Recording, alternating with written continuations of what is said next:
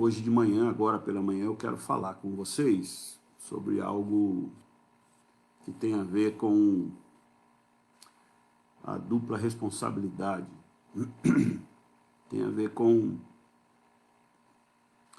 como nós podemos viver nesse mundo diante da soberania de Deus. Eu quero orar e entregando esse momento ao Senhor. Pai bondoso, Pai querido, Tu que és o Senhor soberano da terra, dos céus e do inferno.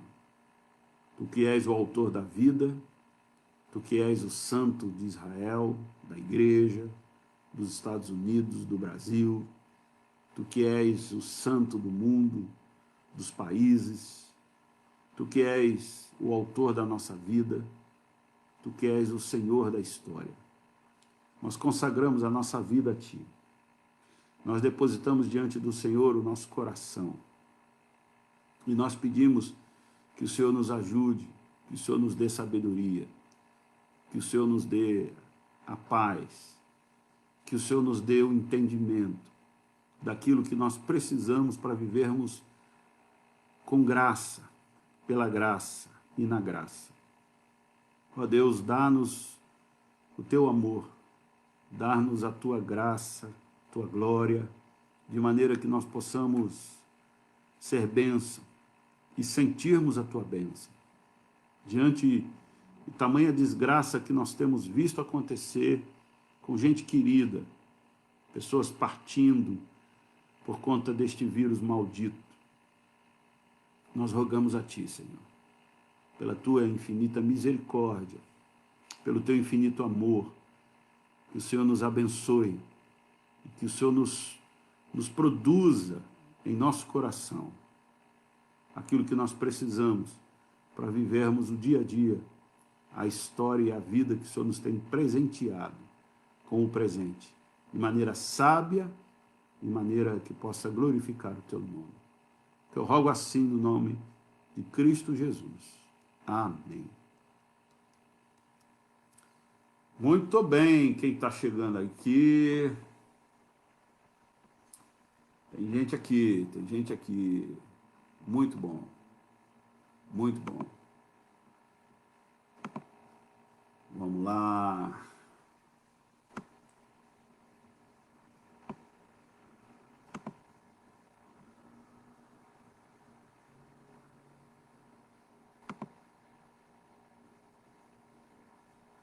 A Simone está com a gente também. Muito bom. Deus abençoe os irmãos. Queridos, preste atenção na conversa que eu quero ter com vocês nessa manhã.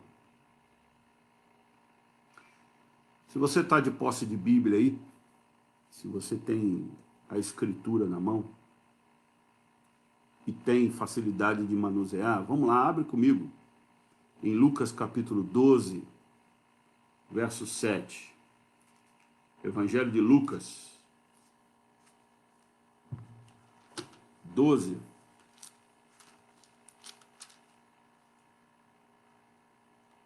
verso 7.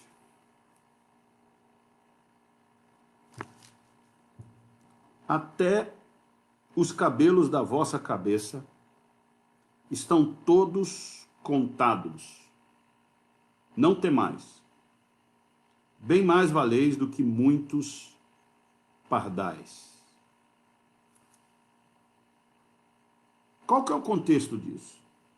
Acho que o contexto ajuda muito a gente entender qual que é a mensagem de Jesus aos seus discípulos, a mim como discípulo e a você como discípulo.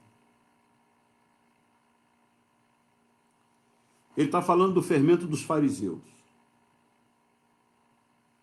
Ele está chamando a atenção para a malignidade da religião, o farisaísmo.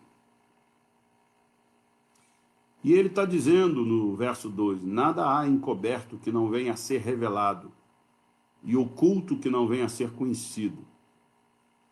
Porque tudo o que disseste às escuras será ouvido em plena luz, e o que dissestes aos ouvidos no interior da casa será proclamado dos eirados. Digo-vos, pois, amigos meus, não temais os que matam o corpo, e depois disso, nada mais podem fazer. Eu, porém, vos mostrarei a quem deveis temer. Temei aquele que, depois de matar, tem poder para lançar no inferno. Sim, digo-vos, a esses deveis temer. A esse, melhor, desculpa, ele está falando de Deus, deveis temer. Aí entra, não se vendem 5 pardais por 2 asas, entretanto nenhum deles está em esquecimento diante de Deus. Até os cabelos da vossa cabeça estão todos contados. Não temais, bem mais valeis do que muitos pardais. Jesus está falando para os seus discípulos não terem medo da morte. Jesus está dizendo para os seus discípulos não ficarem preocupados com o farisaísmo e com a religiosidade que mata. Mas Jesus está dizendo no contexto que há pessoas que podem matar. Qualquer um pode matar. Qualquer um pode tirar a vida do outro.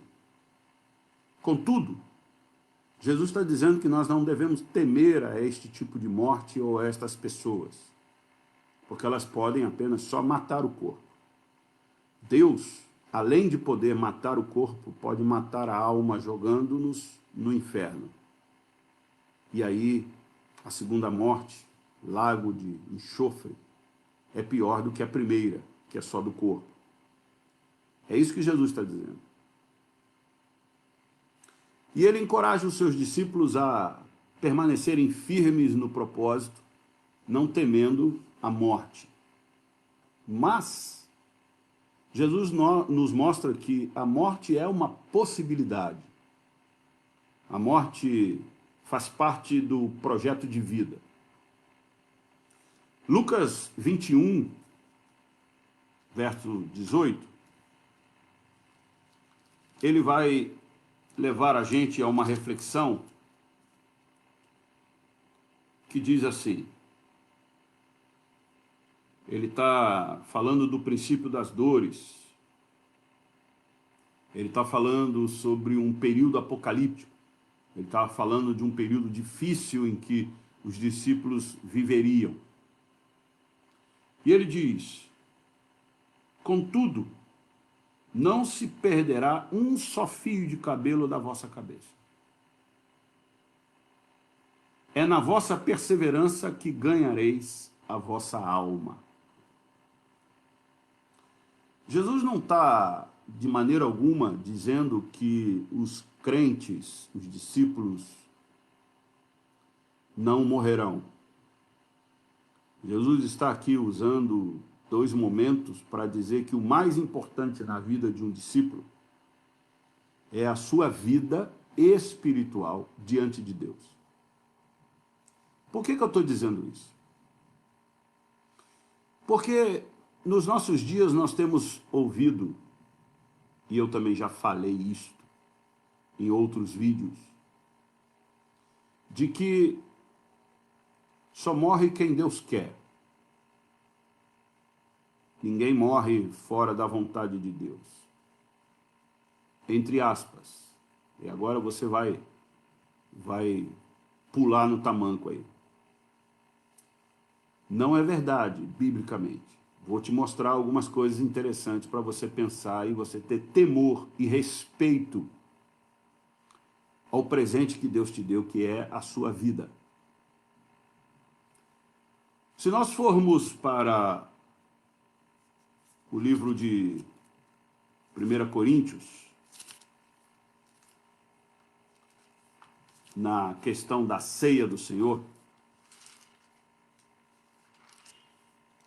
você vai encontrar um episódio em que o apóstolo Paulo, desculpa, 2 Coríntios,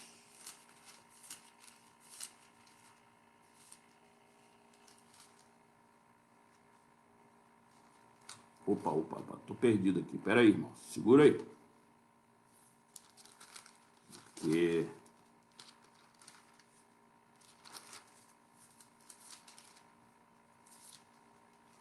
primeiro mesmo, 1 Coríntios 11, instrução quanto à ceia do Senhor. Ele diz assim, que a ceia é algo que Jesus deu a ele, que Jesus passou a ele e tal. E ele fala que não pode tocar neste momento da ceia aqueles que estão de forma indigna, enfim. Verso 28, examine-se, pois, o homem a si mesmo, e assim coma do pão e beba do cálice. Pois quem come e bebe sem discernir o corpo, come e bebe juízo para si.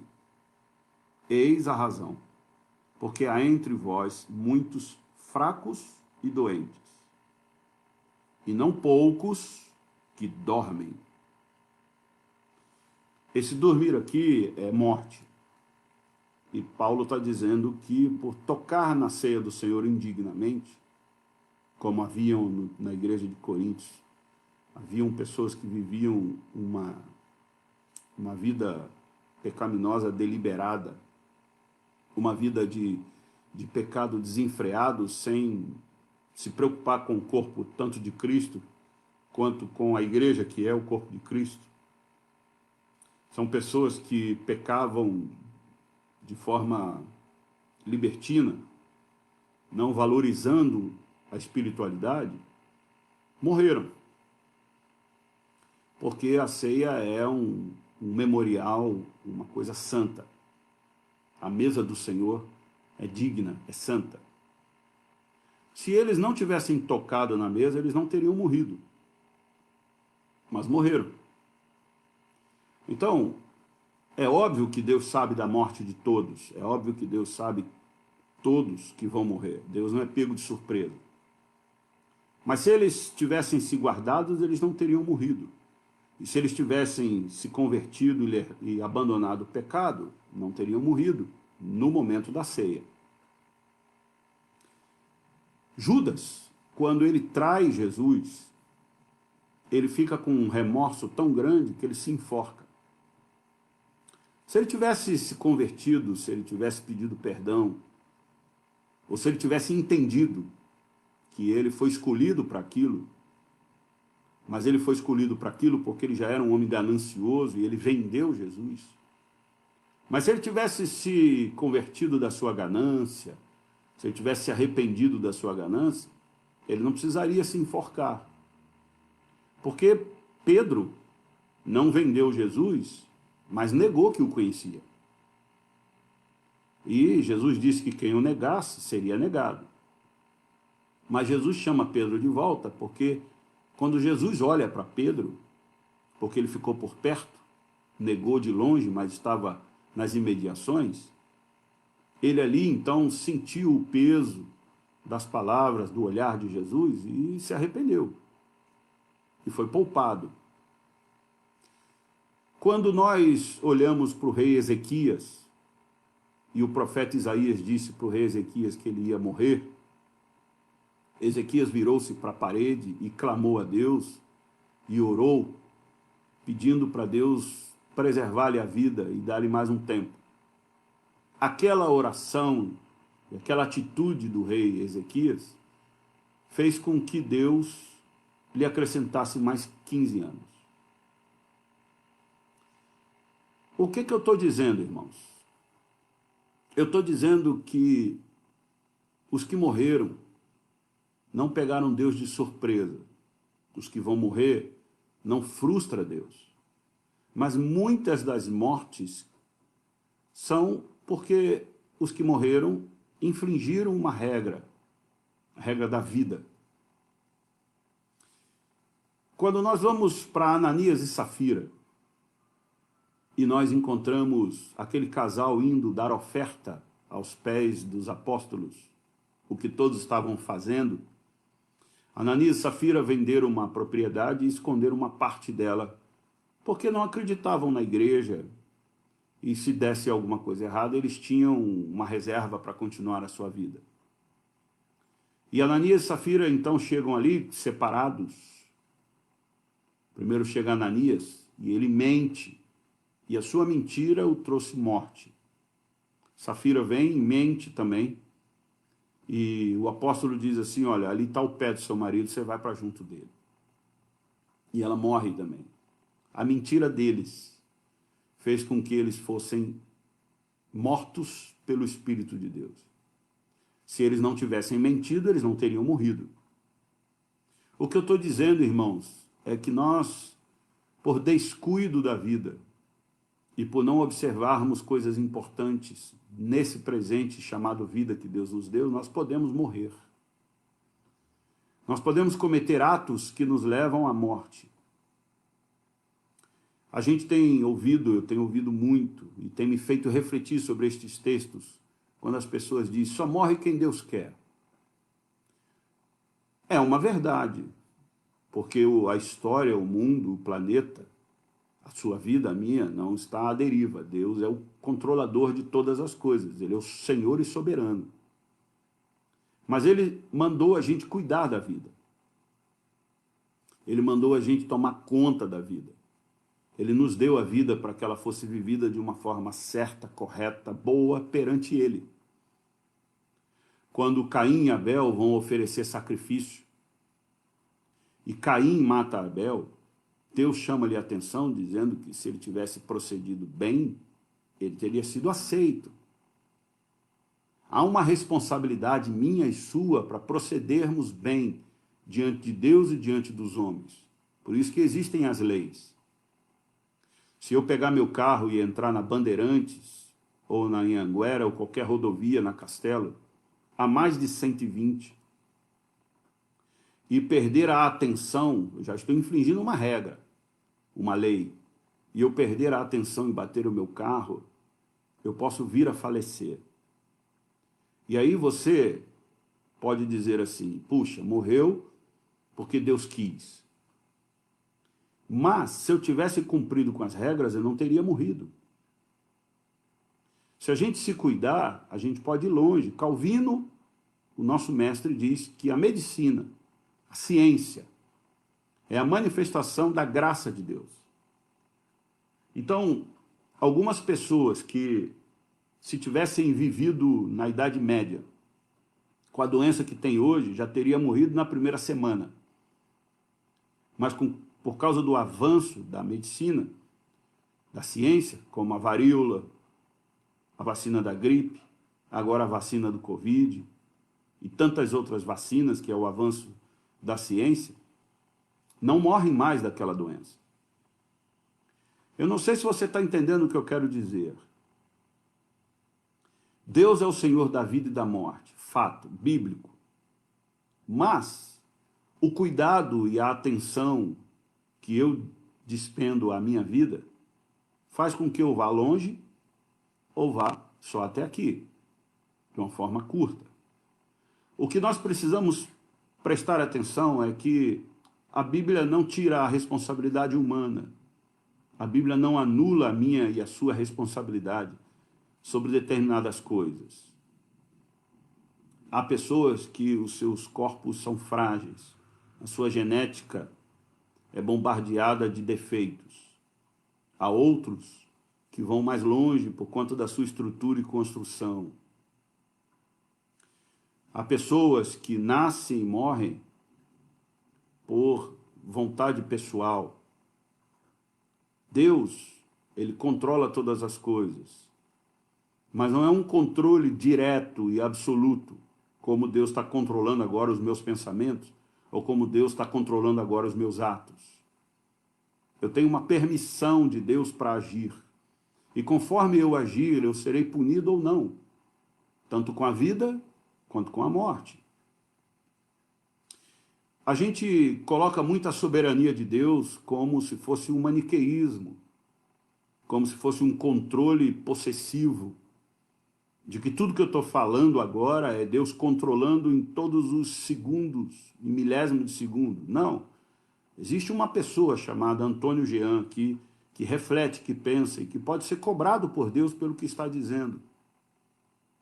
A Bíblia nos mostra que temos responsabilidades, temos leis a serem cumpridas, tanto as leis que Deus criou para o universo inteiro, em qualquer lugar do mundo, do qual nem Jesus ousou quebrar. quando foi tentado no deserto, e o diabo disse que se ele se jogasse de lá do pináculo do templo, os anjos cuidariam dele.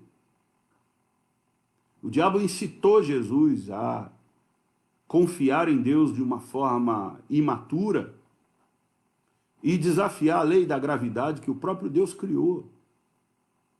Em determinados momentos, Deus quebra essas leis para agir em favor do povo, como ele quebrou, por exemplo, com a oração de Josué, segurando o dia de 24 horas por mais alguns minutos, para que ele ganhasse a guerra.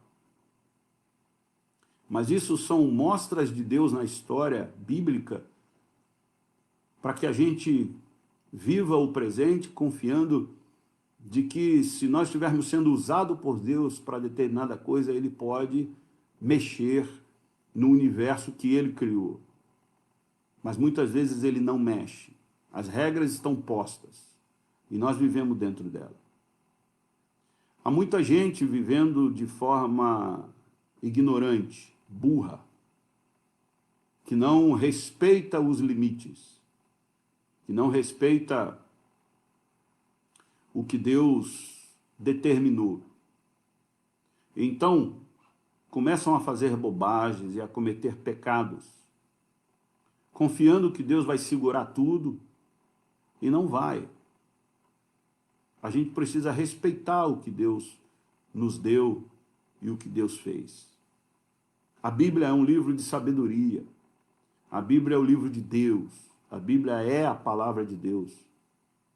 Que se nós nos debruçarmos nela e nós observarmos o que ela nos ensina, nós viveremos muito, não só aqui, mas na eternidade. Não só neste corpo, que é um presente de Deus, mas também na ressurreição e na vida eterna. Os que não creem em Cristo, os que não entregam seu caminho ao Senhor, não estarão na eternidade, mas já estiveram aqui, neste corpo. Nós, os cristãos, estamos neste corpo e estaremos na eternidade.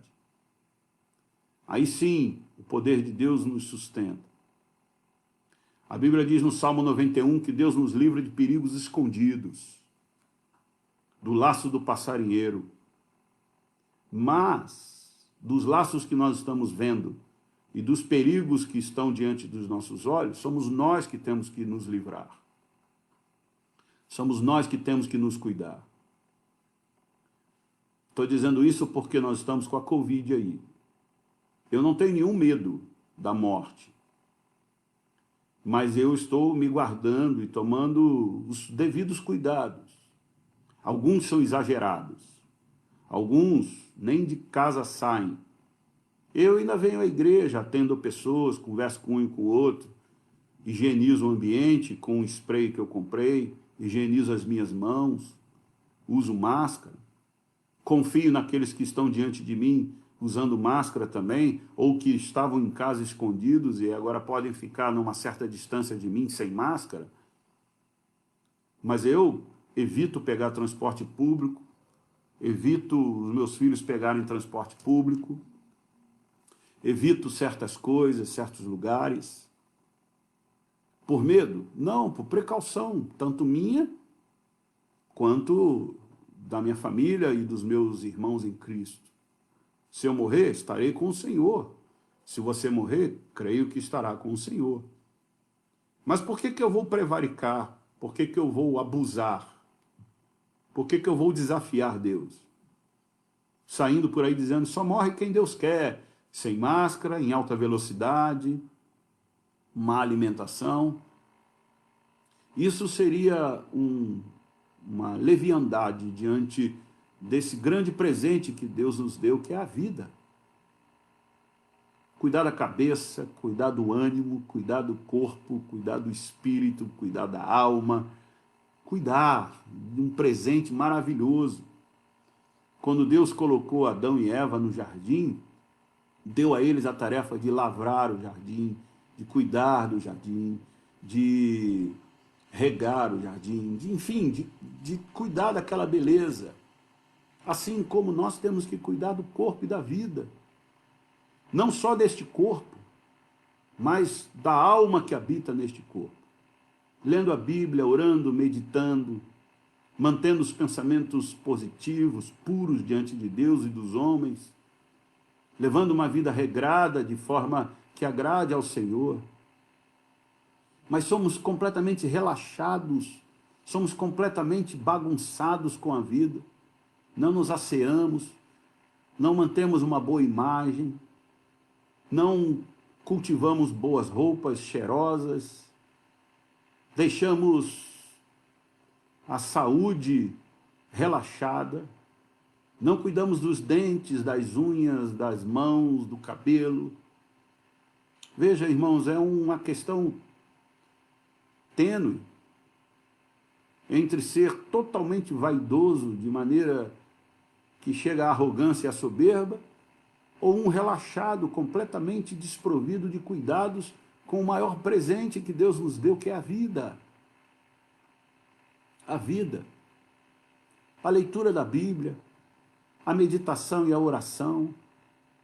Meus irmãos queridos, se nós não andarmos de acordo com as regras, nós podemos morrer, sim. E aí você morre de véspera, você morre antes? Não, porque Deus sabe todas as coisas, mas não foi Deus quem determinou a sua morte. Não foi Deus quem apagou a sua vela, pode ter sido você mesmo. Eu estou dizendo, irmãos, que se nós nos cuidarmos, nós podemos ir longe e vivermos a eternidade com Deus. No início desta conversa, eu expliquei os textos e mostrei o quanto muita coisa depende da gente. É a conversa entre a soberania de Deus e a responsabilidade humana. É óbvio que a Bíblia diz que nós somos salvos pela graça e que a fé é um dom de Deus. Mas você precisa crer em Cristo. Você precisa colocar a sua vida em Cristo. Você precisa ir para o Salmo 37 e ver que ele diz: entrega teu caminho ao Senhor, confia nele e o mais ele fará. Se você não entregar, Deus não vai tomar de assalto. Porque Deus não estupra, Deus não violenta.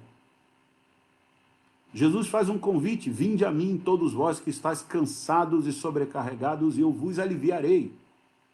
Mas se você não for a Jesus e não entregar a sua vida a Ele, você não terá dele o alívio. Ele não vai dar 2 tapas na sua cara e vai te pegar pelos cabelos. Quem fazia isso era o apóstolo Paulo antes da conversão, querendo que eles não se entregassem a Cristo e que continuassem judaizantes e do partido dos fariseus. Não, mas Cristo não faz assim. Cristo aparece para Paulo no meio do caminho.